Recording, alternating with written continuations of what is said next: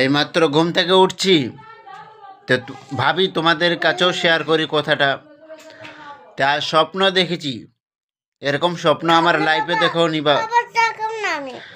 স্বপ্নের মধ্যে উপরে উঠতেছি আমি। তারপর কি হয়েছে জানেন? আমি তো গরিব মানুষ, আপনারা তো জানেন।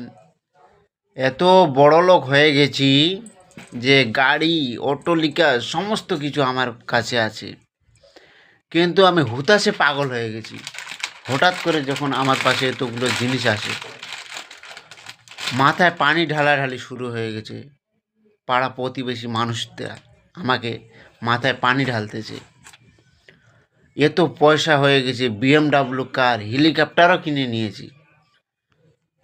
ভাই, এরকম স্বপ্ন দেখা ভাগ্যের ব্যাপার।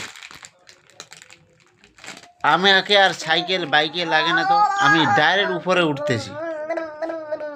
মাথাটা খারাপ এই স্বপ্ন দেখাতে। সকাল সকালে ঘুম থেকে উঠে ভাবলাম শেয়ারটা করে দিই।